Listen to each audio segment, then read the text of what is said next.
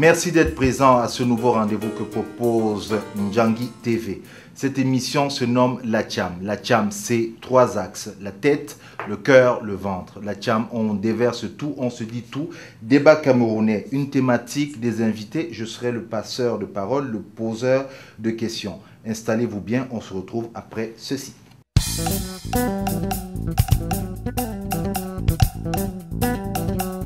Première édition de la Tcham avec une thématique bien choisie, l'équilibre régional comme système de gouvernance, quelle pertinence en 2012. Pour en débattre autour de cette table, je vous présente les invités.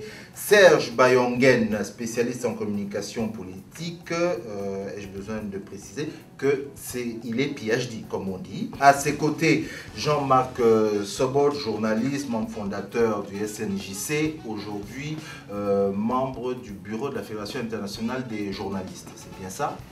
Non, en fait, j'étais, je suis resté journaliste.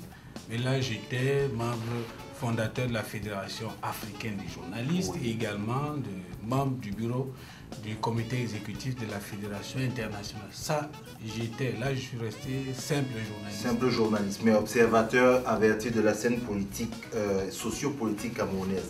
À ses côtés, Guy Simon Gakam, ai-je encore besoin de présenter, acteur politique, directeur exécutif de la CAMDIAC et c'est secrétaire du FAIR, le Front pour l'évolution et la République. Je suis sûr que je vais me faire corriger. Oui, certainement. Non, je ne suis pas secrétaire du FAIR. Je suis membre du conseil statutaire du Front pour l'évolution et la République. Et le président, c'est M. Parfait Belinga, qui vit évidemment à Yaoundé au Cameroun. D'accord, merci beaucoup Guy Simon d'être là. Monsieur Venambois, journaliste, fondateur et responsable de la web radio Allo Africa. Bonjour Venant. Bonjour. Merci d'être là. Nous avons par Skype notre compatriote Patrice Nganan, écrivain, activiste politique, néanmoins enseignant à l'université. Bonjour Patrice. Bonjour. Merci d'être là. Alors, on a choisi ce premier thème aujourd'hui, l'équilibre régional comme système de gouvernance. Quelle pertinence en 2012? Je n'ai pas besoin de vous dire, il y a à peu près un mois, paraissait dans la presse un article qui révélait que l'archevêque Tony Bakot avait envoyé une note, ce qu'on appelle une note administrative, dans sa position de grand chancelier de l'Université catholique d'Afrique centrale, l'UCAC à Yaoundé, avait envoyé une lettre à son directeur, au responsable, pour dénoncer certains travers. Parmi ces travers, il a donc fait un certain nombre de recommandations, notamment des recommandations qui demandaient, on va dire ça comme ça, de réduire le nombre d'enseignants permanents et enseignants associés venus de l'Ouest et où justement les originaires, on va appeler ça, les originaires de l'Ouest ont été stigmatisés. Alors c'est parti dans tous les sens, grand débat à gauche à droite qui continue, c'est un peu ce que nous faisons ici aujourd'hui, mais nous avons volontairement choisi d'aller plus loin que la polémique aujourd'hui. Tony Bakot a-t-il raison, Tony Bakot a-t-il tort? Dans les mots réduire, augmenter, on voit qu'on recherche une seule chose, c'est l'équilibre. Et ça nous amène, messieurs, à ce fameux concept, l'équilibre régional comme système de gouvernance, comme vision politique. Vous êtes des observateurs de cette société-là et je voudrais qu'on en parle un peu. Quelle est la pertinence de l'équilibre régional comme système de gouvernance aujourd'hui au Cameroun? Avant qu'on engage véritablement le débat, rapidement, je vais vous demander l'équilibre régional pour lambda qui nous regarde aujourd'hui, qu'est-ce que ça veut dire? On va repartir dans l'ordre de présentation. Vraiment en 30 secondes chacun. Serge, l'équilibre régional, qu'est-ce que c'est?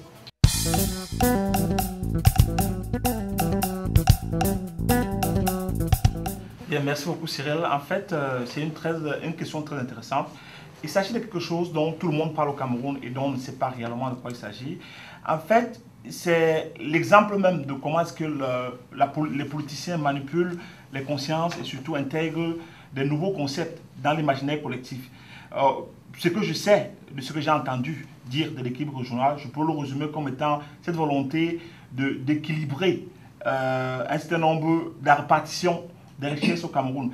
L'équilibre régional au Cameroun, je vais m'expliquer peut-être plus tard, contrairement à ce qui s'est fait ailleurs, est uniquement, j'insiste là-dessus, je voudrais que vos spectateurs l'entendent aussi, est uniquement lié à des postes politiques. Ailleurs, et dans une autre conception politique, cet équilibre peut se faire de différentes façons. J'espère avoir l'occasion d'y revenir. D'accord. Jean-Marc Sobot, l'équilibre régional, c'est quoi? Pour moi, l'équilibre régional, ce n'est pas tant un système de gouvernement, ou comme on dit, un système de gouvernance. En fait, c'est une stratégie de gestion, de régulation, de l'accès à l'administration en fonction des régions et aussi en fonction de la démographie. C'est-à-dire que c'est quelque chose qui a été un peu initié par décret présidentiel, et j'ai dit qu'il relève du droit administratif. Donc ce n'est pas, ça relève en fait de la volonté de l'ancien président camerounais Amadou Ahidjo, volonté donc de répartir équitablement l'accès à l'administration et aux fonctions politiques et à tous les postes qui sont disponibles dans la fonction publique et dans le parapublic. D'accord. Guy Simon, est-ce que c'est dans le même sens aussi la définition de l'équilibre régional pour toi? Oui, je dirais presque, sans toutefois reprendre Serge. Je vais simplement ajouter que c'est une manière bancale de réguler les disparités ou les disproportions dans la redistribution de richesses ou même pas de richesses, mais des biens premiers sociaux. Je préfère les appeler ainsi au peuple camerounais. Je viendrai tout à l'heure dans plus de détails pour bien me faire comprendre. Venant? Oui, bien sûr que je ne veux pas revenir sur ce qu'ils ont dit au niveau de cette définition. Mais quand on parle de ça chez nous au Cameroun, il faudrait penser qu'au début, à la naissance de l'État du Cameroun, le gouvernement estime qu'il y a des régions qui n'ont pas un accès facile à l'éducation pour les jeunes, à l'instruction, et puis on essaye de voir de quelle manière on peut prendre des décisions pour qu'eux aussi accèdent maintenant au niveau de l'administration publique. Mais évidemment, bien après, c'est devenu des prébendes. Donc, c'est peut-être ça qui fait problème et pour ça qu'on est assis là aujourd'hui. D'accord, donc je vais demander aussi à Patrice, mais je retiens déjà deux choses. On parle de répartition des biens, j'ai entendu répartition des biens, mais j'ai aussi entendu répartition pour l'accès aux postes politiques. Patrice Nganan, l'équilibre régional, qu'est-ce que c'est? Bon, du moins, pour éviter tout de même la répétition, je pense que j'aimerais préciser que équilibre régional définit, en fait, le thème juste aurait été équilibre tribal.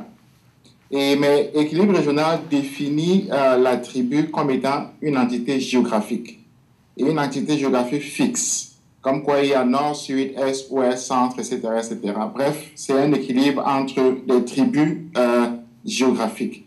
Et puis l'autre chose, c'est que l'équilibre définit le débat qui, j'ai l'impression, va tourner autour du tribalisme, comme étant débuté, comme étant du moins ouvert sur la question de l'équilibre régional, ou bien l'équilibre tribal, force à parler de l'organisation d'une chambre quand en fait nous sommes en train d'adresser la question de la maison en soi et y compris de sa fondation. Bref, l'équilibre régional déjà limité comme il a été fait par tout le monde, et moi je soulignerai ce que tout le monde a dit également en termes de politique ou bien de forme de gouvernement administratif limité justement à l'action à l'intérieur de l'État par l'État, du moins ne touche pas le secteur privé, comme quoi chacun peut faire dans son entreprise privée ce qu'il veut. Oui. Alors que l'État pourrait également, en termes de législation, impliquer le privé dans l'application justement de cette forme de gouvernance, ce qui n'a pas lieu et ce qui est cependant attendu. Oui, mais sauf que le privé doit rester dans le privé et l'État, puisque c'est ce dont on parlait, on a parlé de postes politiques, on a parlé de la chose publique, donc l'équilibre régional est beaucoup plus dans la chose politique. Là, je lance le débat, je pose la question à tout le monde. On est bien d'accord, on parle de la chose politique, la chose publique. Oui, mais si je peux parler, Serge, ici, pour dire simplement, il faudrait spécifier beaucoup de choses. Et peut-être revenir sur ce que c'est que l'organisation du vivre ensemble. Au Cameroun, il y a un double mensonge. N'ayons pas peur de le dire. D'abord, le fonctionnement de l'État tel qu'il est, c'est un État jacobin, centralisateur, qui ne reconnaît pas la différence. Entendons-le là, beaucoup de Camerounais ont payé de leur vie pour faire d'être différents. Et c'est le même État qui vous dit, on va gérer le vivre ensemble en fonction de nos différences. Et là-dedans, à la fois un mensonge et un mépris pour l'intelligence des Camerounais. Mais moi, je ne blâme pas les gens qui ont hérité la colonisation, le fait de nous gérer. Je blâme les gens qui, comme certains sont sur cette table, qui ont repris ce message à leur compte. Parce que nous savons tous que l'État tel qu'il est géré aujourd'hui ne peut pas assurer l'équilibre. Et d'ailleurs, on va peut-être revenir plus loin dans le débat. Ce n'est pas l'État d'assurer un certain équilibre. Et la régulation de l'État ne se fait pas d'une façon générale. Et tout à l'heure, il y a un de nos panélistes qui parlait de la région. Et c'est là, c'est l'autre mensonge. Je parlais du premier. Le second mensonge, c'est celui-là. C'est que... C'est de Patrice. Oui, je parle de Patrice, mais il a repris un peu les propos de Venant. Et tous les deux ont raison. L'idée majeure, au départ, qui serait celle qui passait à travers la tête du président, c'est une idée statistique. On part d'un fait simple. On a les régions du Cameroun où il y a par exemple un ratio en fonction du nombre un ratio d'écoles en fonction du nombre d'étudiants. On a les régions du Cameroun, il y a un certain ratio en fonction de nombre de biens primés, comme il dit. Mais qu'est-ce qu'on regarde? Qu'est-ce qu'on remarque? C'est que entre 60 et 80% des Camerounais vivent dans, tenez-vous tranquille, 2 villes. Alors, si on équilibre en fonction des régions, on a équilibré en fonction des ressortissants de ces régions qui vivent dans 2 villes. En réalité, il y a un déséquilibre depuis un demi-siècle en fonction des gens qui vivent entièrement dans 2 villes, Yaoundé et Douala. C'est eux qui se répartissent les postes, c'est eux qui ont tout. Alors, personne ne veut parler d'équilibre en termes d'infrastructures, en termes de ressources, en termes d'accès des personnes de ces populations aux différentes infrastructures. Mais le débat qui nous anime aujourd'hui, c'est un débat qui anime uniquement entre intellectuels, et je vais finir par là. C'est un débat qui est repris plus par les intellectuels, parce que qu'est-ce qui arrive si on trace une équation simple en disant notre région, notre ethnie, notre tribu, vous le nommez comme vous voulez, a besoin de postes administratifs. Et si on le porte-voix de cette revendication, on l'a vu partout, eh bien on devient le ministre ou la personne qu'on va nommer à ce poste-là. Serge, je vais donner la parole aux autres. L'émission a pour titre La Tcham. Essayons de parler un langage clair. Équilibre régional, c'est le Cameroun est divisé. Patrice a parlé de tribus. Il y a 10 postes à pourvoir au Cameroun dans la fonction publique. Est-ce que l'équilibre régional veut dire qu'on doit s'arranger pour qu'il y ait un nordiste, un néo, je ne sais pas si on dit un néo, un sudiste, un gars de l'Est, un gars de l'Ouest? Est-ce que c'est ça l'équilibre régional? Mais en fait, je me sens visé déjà quand mon ami Serge dit que certaines personnes sur cette table ont repris en leur compte ce discours. Peut-être que vous avez des comptes. Mais l'émission c'est la Tcham. Sans éviter ma question. Mais l'émission c'est la Tcham. Je ne vais pas éviter la question. Oui. Moi, je préfère planter le décor tout de suite. Je vais essayer au cours de ce débat d'être le plus afrocentriste possible et le plus populaire possible, c'est-à-dire le plus populaire possible, en parlant vraiment un langage. Non, sans être démagogue. Vas-y. Moi, j'aime très bien une note éditorialiste de Blaise Pascal Talla, dans laquelle disait bien que les problèmes politiques africains au Camerounais ne sont pas plus complexes ou plus compliqués qu'ailleurs. La différence, c'est qu'au Cameroun, les élites, entre guillemets, ne parlent pas franchement des problèmes. Et l'équilibre régional, c'est là, tout est là. On ne parle pas franchement de ces questions-là. Donc, évitons tous les fous fuyants et quoi que ce soit. Comme tu viens de poser la question, oui, c'est ça, théoriquement, l'équilibre régional. Mais sauf qu'on ne parle pas en termes d'une tribu ou une région, un poste.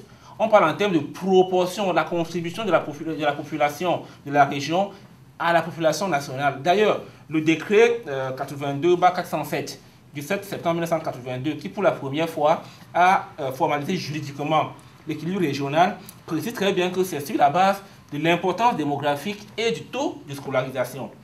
Et le décret numéro 10 467 ministère de la fonction publique, direction des concours du 4 octobre 1982 a donné une clé de répartition dans la province de l'Est, 12%, ah non, c'est 2%, non 4%. 2%. Non, 4%.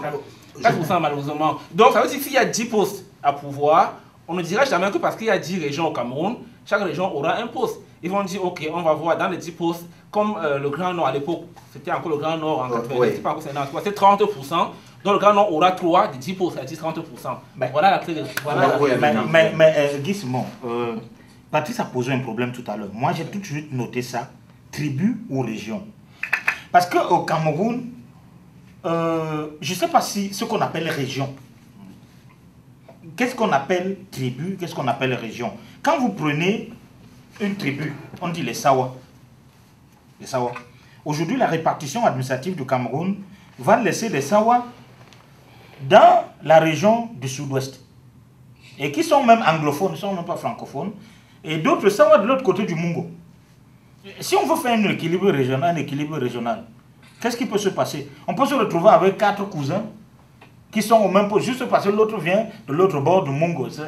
C'est totalement insensé. Je pense que ce qui était fait au départ, qui visait que, bon, pendant la colonisation, l'école n'a pas atteint toutes les régions, on essaie d'équilibrer. Ça s'est poursuivi, c'est pour ça que je le disais, en prébande.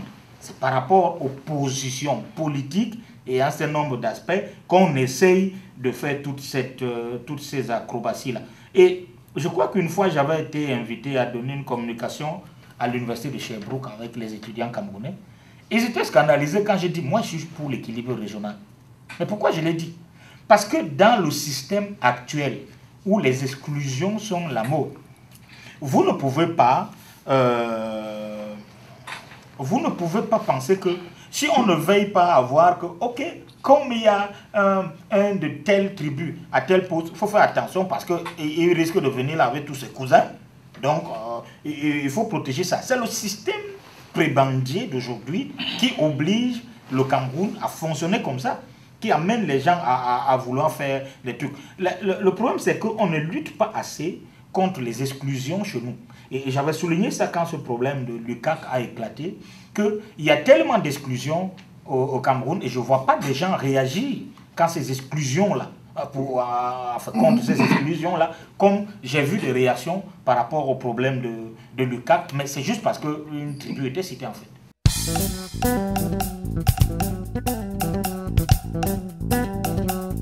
Patrice, tu voulais dire quelque chose? Non, je voulais rapidement dire peut-être que je suis tout à fait d'accord avec Guy Simon, qu'il y a la langue de bois qui en fait arrange, qui structure le discours politique ou bien le discours public au Cameroun à cause de notre histoire qui est une histoire violente. Ce qui fait qu'on n'arrive pas à se dire la vérité. Mais moi, honnêtement, j'aimerais planter le décor également parce qu'il faut bien que l'on sache de quoi on parle. On aura 2 décors, hein, finalement. Voilà, donc je dirais honnêtement, si vous pouvez me donner le temps, qu'au Cameroun, il y a grosso modo 4 distinctions de la tribu. La première, c'est d'abord l'état tribal. L'état tribal, c'est l'organisation politique et historique du Cameroun qui veut que le pouvoir au sommet navigue entre le nord et le sud. Et donc, ou bien c'est un sudiste, ou bien c'est un nordiste, ou bien c'est un sudiste, ou bien c'est un nordiste. Et cela est fondé sur 4 blocs tribaux bien précis. Et moi, je dirais que ce sont les nordistes, on peut les appeler les Haoussa, si on veut. 1, 2, ce sont les sudistes, ou bien on peut les appeler les Bétis. Ça inclut les Boulous, etc., tout ce que vous voulez dedans, ceux de l'Est, etc. Donc, c'est les sudistes, les petits. Il y a les Bamileke, qui sont plus ou moins définis, je dirais, par une histoire victimaire qui est liée à un génocide, dont, curieusement, les Bassans ne se sont pas appropriés. Bref, les Bamileke. Et on peut y ajouter une considération économique, etc. Mais c'est surtout une histoire victimaire. Et, troisièmement, depuis 1983, il y a les anglophones. Voilà pour l'état tribal.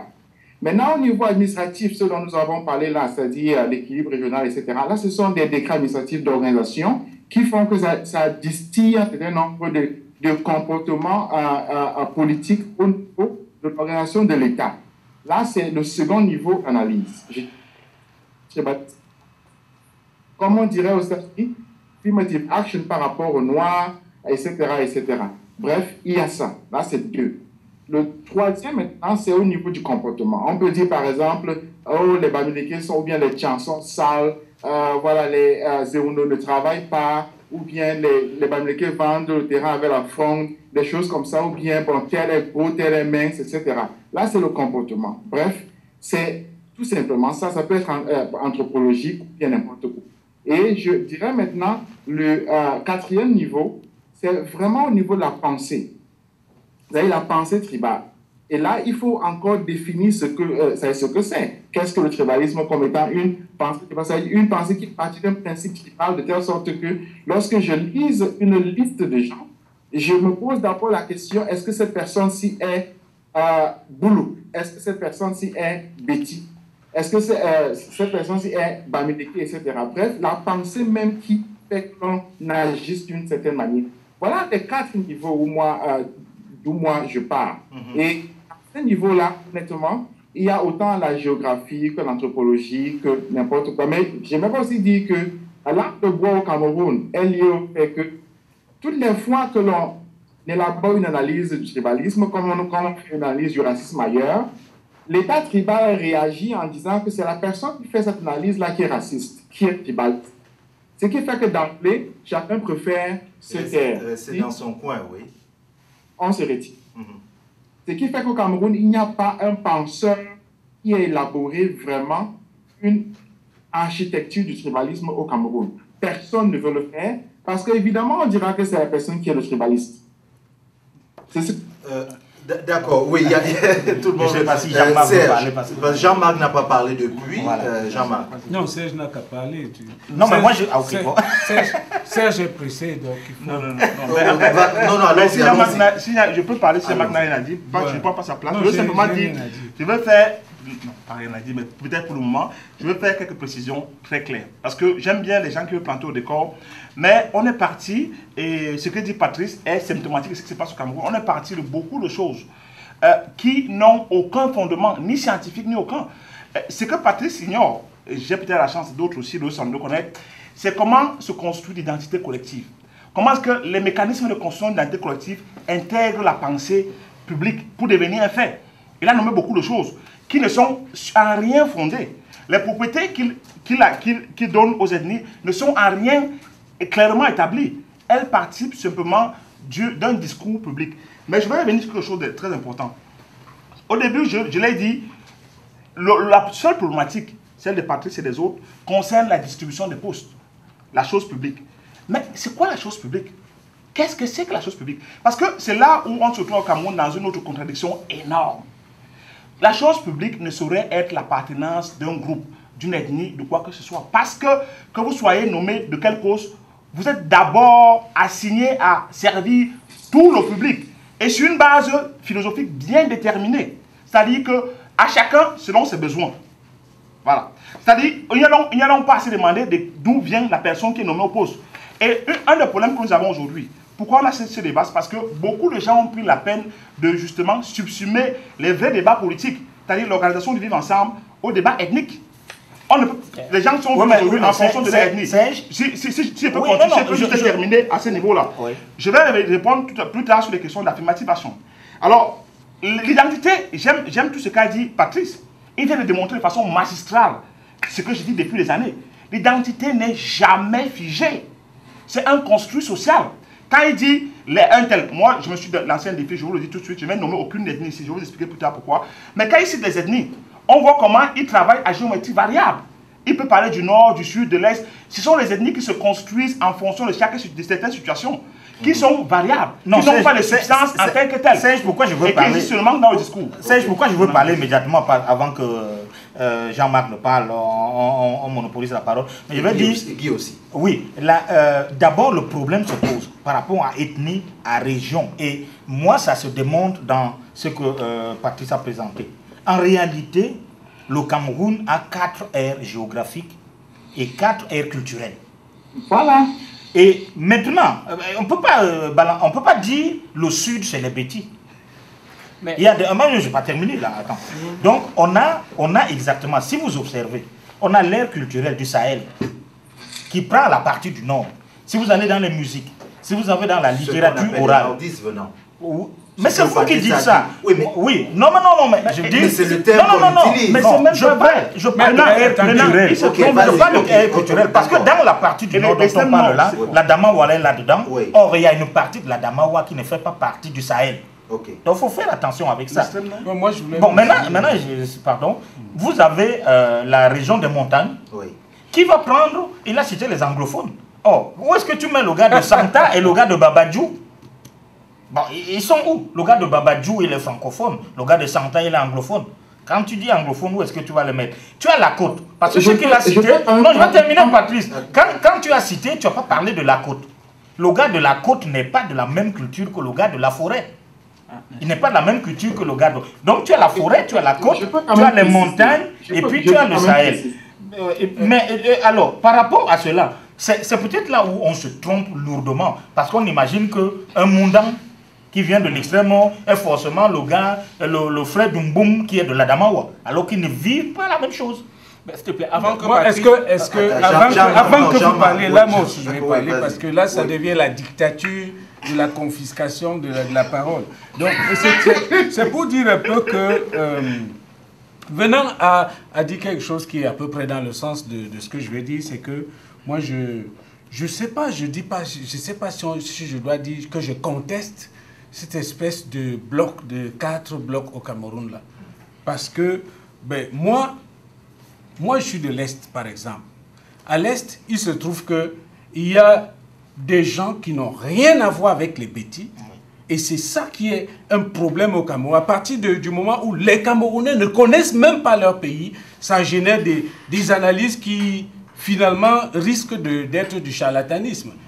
À Bertois, c'est une ville des Bayas. Les Bayas, c'est des Soudanais. C'est des gens qui ont à voir avec des gens de la Damawa. Et c'est le même cas pour les gens de Batouri. Donc Bertois, c'est tout un département, le Lom et Djerem. Et Batouri, c'est la KDI. Donc c'est 2 départements où il y a des Soudanais et des Sémi-Bantous. Ces gens, ils n'ont rien à voir sur aucun plan avec les autres départements qui sont ceux notamment du Oignon et de la Bombay. Donc, non, laisse-moi aller jusqu'au bout. Donc ça c'est un vrai problème. Et moi, je veux qu'on précise, peut-être qu'il fallait changer le thème du débat. Parce que quand on dit équilibre administratif, quand on dit développement équilibré, ça veut dire des choses qui sont précises.